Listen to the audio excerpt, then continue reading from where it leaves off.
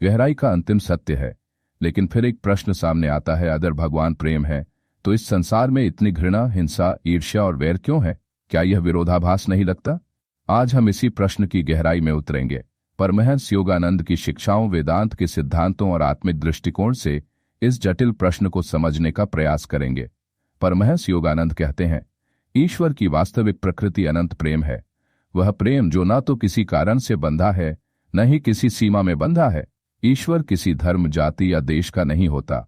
वह समस्त सृष्टि की आत्मा है। वह न दिखाई देता है, न सुना जाता है, लेकिन हर प्राणी के हृदय में उसकी उपस्थिति प्रेम के रूप में होती है। जब माँ अपने बच्चे को गले लगाती है, जब कोई अजनबी मदद करता है, जब कोई बिना स्वार्थ के मुस्कान देता है, वहां ईश्वर का प्रेम झलकता है। तो फिर प्रश्न उठता है, अगर ईश्वर का स्वरूप प्रेम है तो फिर मनुष्यों में घृणा कहाँ से आती है? योगानंद कहते हैं, घृणा, ईर्ष्या और द्वेष अज्ञान की संतति हैं। जब आत्मा अपने दिव्य स्वरूप को भूल जाती है, तभी वह मन, अहंकार और शरीर के भ्रम में बंध जाती है। हमारी आत्मा, जो भगवान की प्रतिछवि है, पूर्ण प्रेम और करुणा से भरी होती है। लेकिन जब हम अपने सीमित शरीर और मन को ही मैं मान लेते हैं, तब हम बाकी सबको दूसरा मानते हैं, और यहीं से घृणा की शुरुआत होती है। जब मैं और तू अलग हो जाता है, तभी मेरा और तेरा शुरू होता है। और जहां मेरा है वहां भय है, जहां भय है वहां द्वेष है, और जहां द्वेष है वहां घृणा जन्म लेती है। भगवान ने संसार को केवल सुंदरता और प्रेम से नहीं रचा, बल्कि इसे एक अनुभवशाला बनाया। यह संसार एक आध्यात्मिक विद्यालय है, जहां आत्मा को प्रेम और घृणा दोनों का अनुभव होता है, ताकि वह अंतर कर सके और अंततः प्रेम को ही अपना मार्ग बना सके। प्रेम का मूल्य तब समझ में आता है जब हम घृणा को देख लेते हैं। अगर सारा संसार केवल शांति, करुणा और आनंद से भरा होता, तो आत्मा के पास सीखने का अवसर नहीं होता।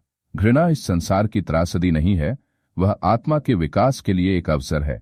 ईश्वर ने हमें विवेक और स्वतंत्र इच्छा दी है, जिसे हम फ्री विल कहते हैं। हम प्रेम चुन सकते हैं या घृणा, यह चुनाव हमारे ऊपर है। परमहंस योगानंद कहते हैं, ईश्वर तुम्हें मजबूर नहीं करता कि तुम प्रेम करो, वह तुम्हें स्वतंत्र बनाता है ताकि तुम्हारा प्रेम सच्चा हो, मजबूरी नहीं।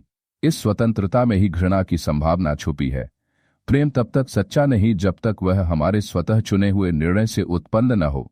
और यही कारण है कि कुछ लोग प्रेम का मार्ग चुनते हैं तो कुछ लोग घृणा, क्रोध और स्वार्थ का, क्योंकि उन्होंने उस ओर झुकाव विकसित किया। घृणा अपने आप में कोई स्वतंत्र शक्ति नहीं है। जैसे अंधकार केवल प्रकाश की अनुपस्थिति है, वैसे ही घृणा केवल प्रेम की अनुपस्थिति है।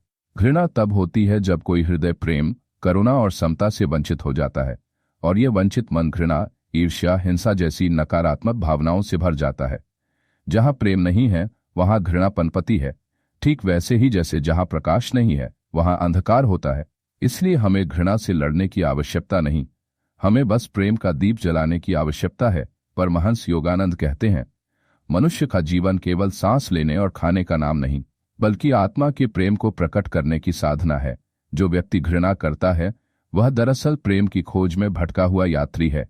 ऐसे लोग अतीत के आघातों, समाज की विषाक्तता और अपने ही भ्रमों में उलझे होते हैं। यदि कोई भी व्यक्ति इनकी आत्मा को देख सके तो वहां भी भगवान का अंश मिलेगा। हमें घृणा से घृणा नहीं करनी है, बल्कि घृणा करने वालों को प्रेम से भरना है। यही सच्चा आध्यात्मिक अभ्यास है।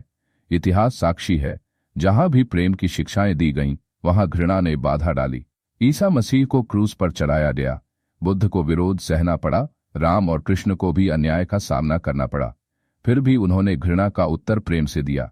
राम ने रावण का वध किया, लेकिन युद्ध के बाद लक्ष्मण को भेजा कि जाओ रावण से ज्ञान लो। ईसा मसीह ने कहा, हे प्रभु, इन्हें क्षमा करना, क्योंकि ये नहीं जानते ये क्या कर रहे हैं। घृणा सच्चे प्रेम को मिटा नहीं सकती, क्योंकि प्रेम का स्रोत ईश्वर स्वयं है। घृणा तब जन्म लेती है जब हमें चोट पहुंची हो, हम असुरक्षित महसूस करते हैं, हमारे साथ अन्याय हुआ हो, हम अस्वीकार किए गए हों। लेकिन ध्यान दें, ये सब बाहरी अनुभव हैं, आत्मा पर इनका प्रभाव नहीं पड़ता। योगानंद जी कहते हैं, यदि तुम जान सको कि तुम आत्मा हो तो कोई तुम्हें न चोट पहुंचा सकता है, न अपमानित कर सकता है। जब व्यक्ति इस सत्य को जान लेता है, तब वह घृणा से ऊपर उठकर केवल प्रेम में स्थित रहता है। घृणा का उत्तर घृणा नहीं हो सकता, क्रोध का समाधान क्रोध नहीं हो सकता, अंधकार का समाधान अंधकार नहीं हो सकता। केवल प्रेम ही वह शक्ति है जो घृणा को पिघला सकती है, समाज को बदल सकती है, मन को शुद्ध कर सकती है, आत्मा को परमात्मा से मिला सकती है।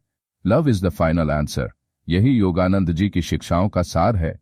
अगर भगवान प्रेम है तो संसार में घृणा क्यों है? तो उत्तर है, ईश्वर ने हमें प्रेम के साथ साथ चुनाव की स्वतंत्रता दी है, और मनुष्य ने उस स्वतंत्रता में कभी प्रेम चुना, कभी घृणा। लेकिन वह प्रेम जो हमारी आत्मा का मूल है, वह हर समय हमें पुकार रहा है। घृणा एक भ्रम है, प्रेम ही सत्य है। अंधकार क्षणिक है, प्रकाश ही शाश्वत है। प्रेम ही ईश्वर है, और जब तक ये संसार प्रेम को पूर्ण रूप से पहचान न ले, तब तक घृणा दिखाई देती रहेगी। लेकिन जिस क्षण आत्मा जाग जाएगी, वहां केवल प्रेम ही शेष रहेगा।